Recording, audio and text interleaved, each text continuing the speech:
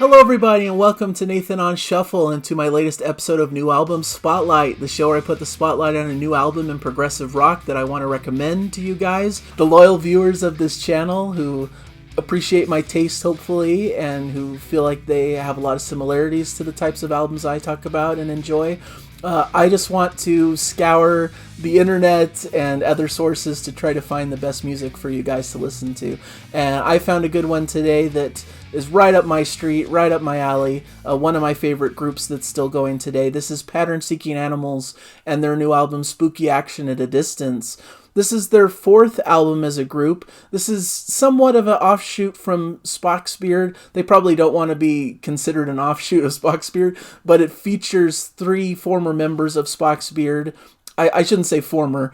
Three members of Spock's Beard, some former. Notably Ted Leonard, who does the vocals and guitars, Dave Maros on bass, and then Jimmy Keegan on drums, who was a part of Spock's Beard, isn't anymore, but definitely had a run with them from some of their Ted Leonard era albums, Brief Nocturnes and Oblivion Particle. And then you've got John Bagehold, who does a lot of the writing, who plays keyboards on the release.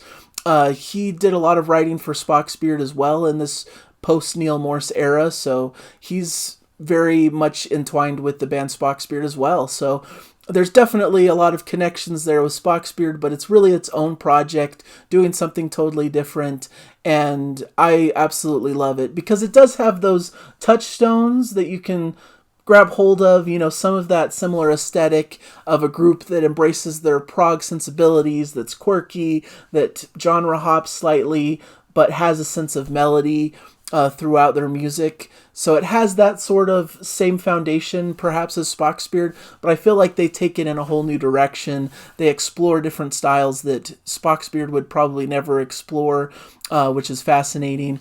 And they're just having fun with it and creating some really cool, intricate music that I really love and enjoy. It's just a fun ride.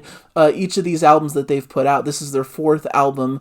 Their first one was the self-titled record in 2019, Prehensile Tales in 2020, and then Only Passing Through came out in 2022. So a very prolific band.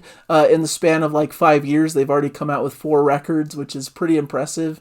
And it's a really solid foundation of material that they've built here as a band. And it's hard to rank these. I was trying to think to myself, what would I consider their best album? What would go ahead of the other?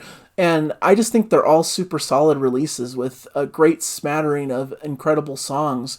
So it's really hard. They're just consistent quality-wise. And it would be a game of inches to put one ahead of the other. Probably my personal favorite is Prehensile Tales, although I know that some people probably wouldn't put that as the number one choice. But I really love all of these records and think they all bring something interesting to the table. And they do it in just such a fun fashion. I like my music to be fun and enjoyable and to just listen through and just have a fun time with it. And that's what they bring to the table. And I like John Bagehold as a songwriter. He just has such a great sense for melody. All of these songs have great catchy hooks embedded in them, but he's also willing to bring in these different styles and these different things that you wouldn't expect, from like a spaghetti western to a jazzy style to something even R&B and pop flavored. It's just really cool how he's drawing from all these disparate influences, and seeing his interviews and stuff, I know that he has just a really wide taste in music. He loves a lot of even modern pop music and some of the production values of that. So he really does bring a lot to the table that brings a new dimension to this music and makes it just feel very creative and fresh and modern in a lot of different ways. So, and I like his quirky lyrics as well. He's a great lyricist, has a lot of interesting turns of phrases that you wouldn't hear normally. So there's a lot going on here that makes them a really unique, exciting project in the prog world.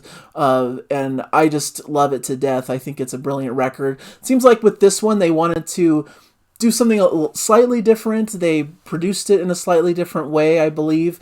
The previous albums have been mixed by Rich Mauser, which is the person who does a lot of the Spock's Beard records. So it had that similar aesthetic production-wise. But this one was mixed by someone different to try to give it a little bit of a different sound. But it just sounds really pristine and fantastic, and the production values also.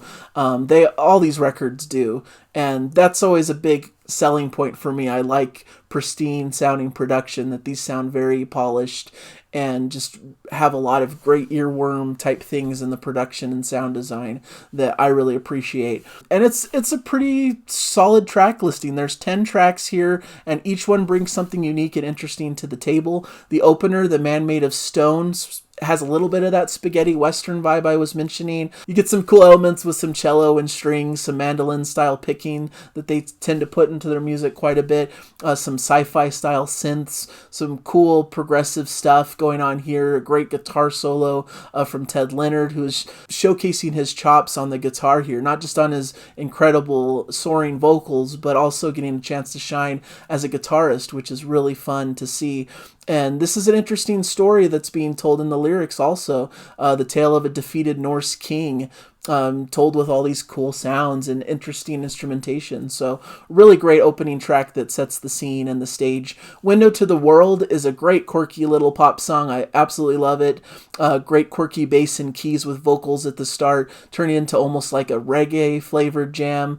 There's this cool funky type groove, and it's really addictive and fun. Just a total blast to listen to, and one of my favorite cuts from the record. I believe it was the first single, so many of you have probably heard it by now, but it's just a really fascinating cut that I enjoy. He Once Was is the mini epic of the album. It's the longest track at just over 12 minutes. It starts up a bit more like a ballad flavor, almost like a simple classic folk song with some flute and piano and some really thoughtful vocals, just storytelling vibe that we're telling this tale that you're about to hear unfold. But as it continues forward, it has some build-ups. It has some proggy instrumental sections with some great creative beats and quirky guitar work. You get these occasional chants like coming into the mix in the background as they do this expanded instrumental cool section. So it's cool to get this juxtaposition, and I think they do this well. We get these quirky, fun, proggy instrumental sections, but you get these really beautiful, melodious, great vocal melodies as well that bring it home. And there's a great conclusion to this track with a slow Pink Floyd style build up, some classic Gilmour-esque guitar solo, and leads into a really tasty sax solo as well. Simply sublime. This is a highlight track, somewhat of the centerpiece of the album in my mind. Underneath the Orphan Moon brings a bit of lightness and a beautiful flavor to the album. Light piano with twinkling sounds and Ted's angelic vocals. You get to add some cello underneath that adds another beautiful note to this track. Just a gorgeous ballad that feels really beautifully written. I'm really a fan of that. Clouds That Never Rain has these big bombastic keys to start things in a more proggy flavor with almost a Latin rhythm underneath it. Really great driving prog rock song. I could imagine this one being part of Prehensile Tales. It has that sort of vibe to it. A really cool bass line throughout the track from Dave Maros. Really cool sumptuous strings towards the end. There's just a cool factor to this track that I can't explain very well, but it's just a really cool track to go through. Bulletproof is an interesting one that comes in the track list here because it was on a previous Spocksbeard record on Noise Floor, but it was relegated to basically the bonus disc, from the Cutting Room Floor disc of Noise Floor. And I always imagined, and I think he's basically confirmed it in interviews, that John Bagehold was a little bit miffed that his track didn't make it on the main album because he's really proud of this song, thinks it's one of the best things he's written, and Spocksbeard, powers that be, whoever makes these decisions, just decided to put it away on the bonus disc, and it didn't feature onto the main record, and so it didn't get its spotlight in the sun that I think John Bagehold really wanted for it. So he's putting it out on this record as a fully fledged Pattern Seeking Animals track. And at first I was a little disappointed, like, oh, it's a rehash of a song I've already heard. I'd rather have something new and different. But listening to this, I just had such a great big smile plastered on my face because they add a lot to it. It's a whole new version and has a whole new life to it. There's some R&B flavor to this, in my opinion, with some R&B flavored keys. Ted's sumptuous vocal performance. There's this big expansive chorus that's just sublime and a total earworm. Really cool, lush arrangements. Has a bit more orchestration behind it, and they're just really building this into a really cool piece of music and proving why it is one of the better written pieces here. You know, it just has a really great feel to it. and I'm glad it's brought to life here on Pattern Seeking Animals. And it makes a lot of sense because it even references Pattern Seeking Animals in the lyrics, so a little bit of an offshoot. I almost feel like this track is kind of the impetus that started Pattern Seeking Animals, where John Bagehold was like, I want my stuff to make it onto the main record. I want my voice to be heard. And so this is what sparked Pattern Seeking Animals, his project, to come to fruition instead of just being relegated to Spock's Beard bonus disc cuts, you know? So I always find that a fun meta story to this album, to this track, and very interesting to think about. Somewhere North of Nowhere is another really cool classic proggy type track, showing all the band's strengths. I love these shorter, punchier prog songs that they're able to pull off, but never sacrifice great melodies and catchiness as well. There's a great midsection that focuses on an eerie vocal melody with sparser instrumentation before the band really comes and kicks back in with the great progginess. Summoned from Afar is another bigger track. It's a little over 7 minutes. Some lovely dreamy sounds and choir-style vocals, some pretty flute and harps as well. Gives this a bit of an exotic flavor. There's some bongos and acoustic guitars. It's a really eclectic blend of a lot of different stuff. It's hard to pin down and nail down. Maybe one of the trickier tracks to get into, but once you do, it pays a lot of dividends and has just a really great, sumptuous style to it. I really enjoy that. And Love Is Still the Light ends things on a bit more of a conventional ballad style. Gorgeous singing from Ted. Pretty simple but effective poppy feel, and really has a great build up and some great melodies that touch your heart and bring this to an epic conclusion. So really great album all in all.